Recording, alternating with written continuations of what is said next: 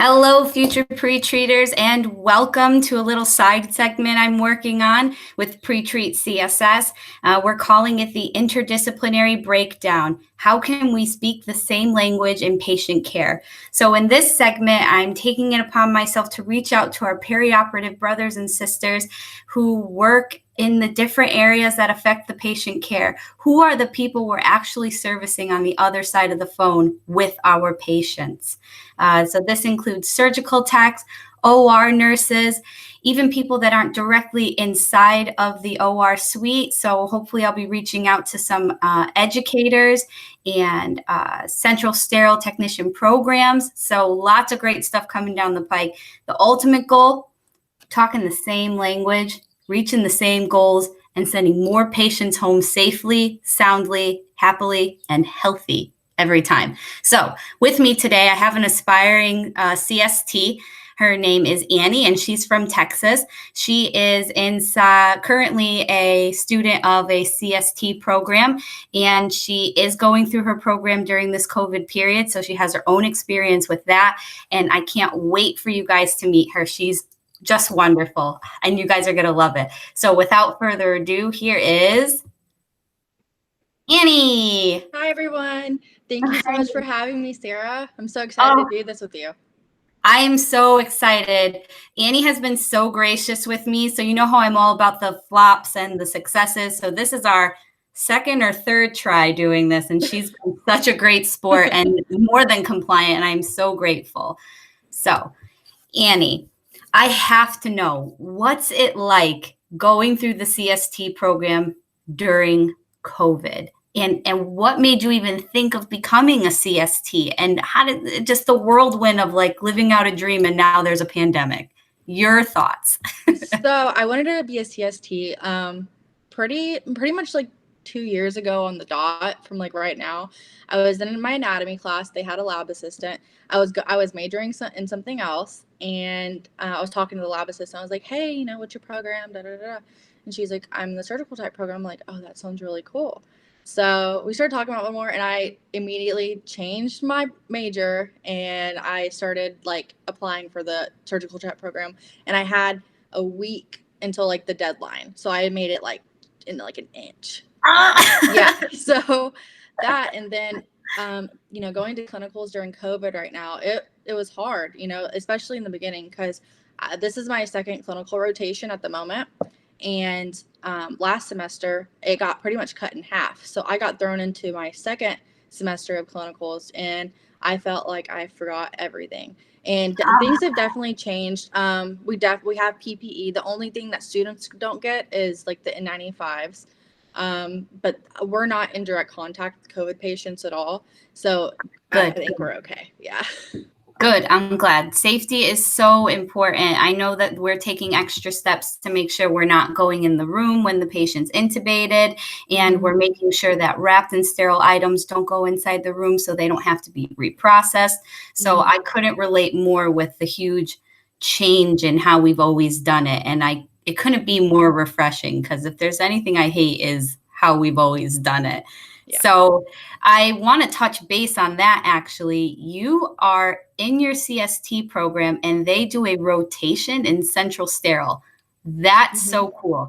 I have heard briefly about that, but I don't know if I'm living under a rock, but I don't feel like that's something that I've ever really heard somebody talk to me about. And I think you said you're in it for 8 weeks. So I have to know what your interpretation and your first impressions are of the world of Central Sterile Services. So it really started whenever it was the first week of my program, and we also have a Central Sterile program, like pretty much in the same small like section, like corner of the building that like we're in.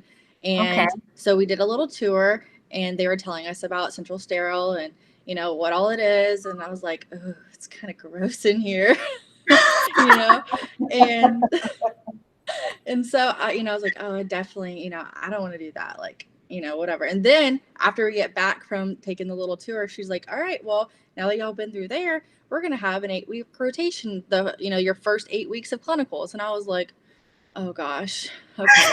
I didn't know it, like I was getting myself into, but, my first rotation, pretty much the entire time I was at clinicals, I was supposed to, I had the 8-week rotation, and then I had maybe a week of observation and scrubbed in one time before coronavirus came in and cut the program.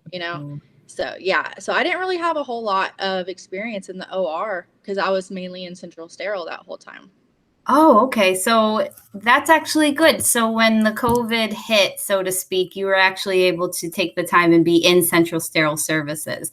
So that's actually really great. Were you able to cross train in the other departments, or they just kind of stick you on assembly? Like, what was your overall interaction with each parts of it? So we started just assembling sets, and that's honestly how I learned 90% of my instrumentation, because at school we don't have all the sets that the hospitals do. So we got to practice with major sets and random, instruments that they just had on hand, because the departments at the schools aren't going to have the money to have all the sets like the hospital. So when I was doing GYN sets, I was doing ortho sets, I was looking at endoscopes and everything, and it's something I'd never seen before, so it really helped me learn all the instruments. And then after a couple weeks there, we started like loading all the sterilizers, and then we went to decontam, and that was my least favorite. It wasn't,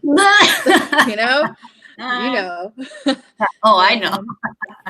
And yeah, and then we would go in the supply room and fill up the case carts and stuff. But that's all it really was. But I spent majority of my time setting up like the sets.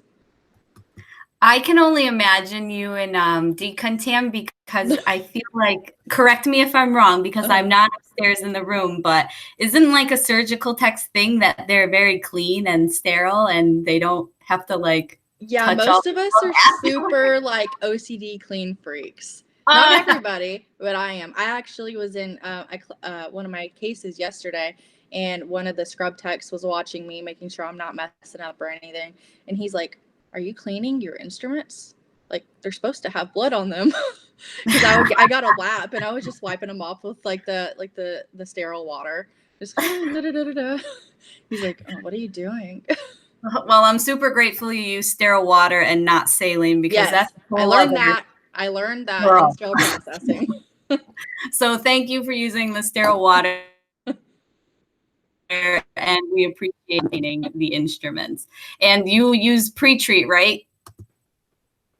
Whenever we finish up the case, we do use the enzymatic spray. Yeah. Yes. Pre-treat CSS. Treat your trays, please. That was like a big like shtick I had whenever I was doing that rotation in sterile processing. Because whenever I was in decontam, I'd be like, I'd have my arms like deep in the water, cleaning everything. I'd be like, oh my God, like I'm scrubbing these instruments. Just use the enzymatic. Yes. Oh my God. It's such a blessing when we can when I open up that cart and you get that sweet enzyme smell, you just know it's going to be a better day. Like, it's just those little things, So thank you. I actually really appreciate that. Of course. Can you tell me what it was like when you were working on a project? I think I sent you some pictures. How did that turn out, and what was the point of that type of assignment? So we had to do pretty much a portfolio on our time in Central Sterile. And yeah, I needed pictures of sets, and I failed to take them whenever I was in there because I just felt dirty. I didn't want to touch my phone or anything. But yeah, so I had you send me pictures of some sets so I could put it in my portfolio, and I got 100 on it. So I guess it went really good. I actually have it right here. I'll show some pictures that we sent. So every day we would have to write journals about what we learned that day.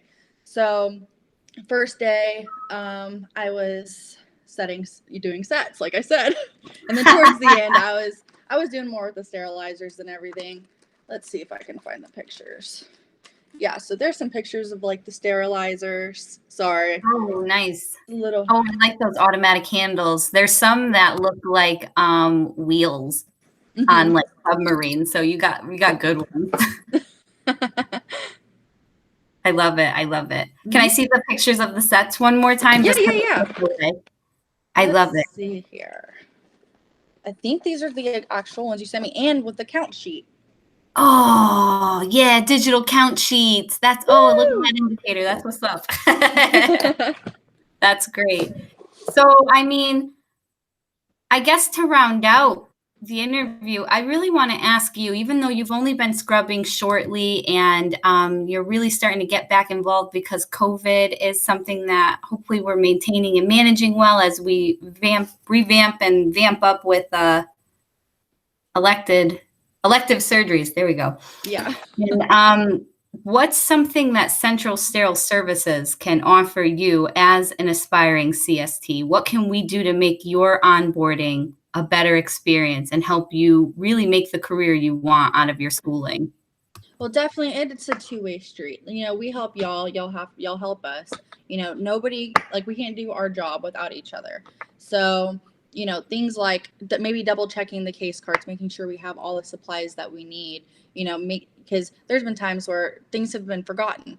But like I said, to you earlier, we're all humans. We make mistakes and different things with forgetting to put the indicator. We open up a set and indicator's not there. But there's things that we can do, like the enzymatic. We make each other's jobs a little bit easier. So that's all I really have to say so far with what I've experienced. But it's nothing too major. I mean, everything's been okay. Actually, something else that I just thought about. Some of our tech, I don't think that there's an all-around training on how to put the sets together, because I'll get sets and there will be all the forceps inside of like a styrofoam, or not a styrofoam, like a foam like envelope, and then other times they are scattered all over the tray. So I think that's something that maybe needs to be worked on, like, all around. I don't know if maybe yours, y'all have a procedure that you do everything the same, and then but at our hospital everything's kind of different every time. You never know what you're going to be getting, if you're going to have to be sticking your hand in your set and kind of rummaging around just to grab the forceps before, while you're setting up. Oh no, your gloves, there's going to be holes. Yeah. That's why we double glove. Yes. Yeah, it sounds like you're describing a pretty typical frustration. And, a lot of this frustration comes from that because you're already in the room, you're with the doctor, you have the patient on the table, and meanwhile, you're trying to do something that we could easily or maybe just try to streamline that has such a huge effect, because you're taking too long, the doctor's frustrated, and now you're getting, that end of the doctor, and you have to be near. I mean, I'm not in the room with him, but or her, so I can appreciate how even just streamlining little things like technical abilities and maybe some education on onboarding can really go a long way, especially being someone who's not necessarily in the room. My work is in the room, but I'm not in there. So all you guys really have is my work to do your job off of. And that's why we do this interview. That's why it was really important to me, because we're all on this perioperative train, and I am just so grateful to meet an aspiring, surgical tech that is really, this is your next big thing. This is it. This is what you wanted to do. You change jobs and you changed careers midway through, and you're like, this is it. This is my big thing. And that's just phenomenal. That's just great. Annie, thank you so much. You are wonderful and patient, and I appreciate you very much. Thank you so much for having me. I always enjoy talking with you, especially the last couple times we've tried this out.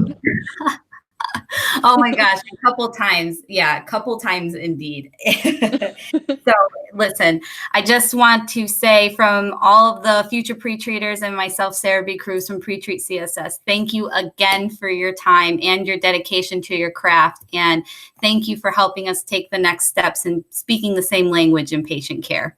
Of course. Thank you so much for having me. Yay. All right. See you later, Annie. Bye.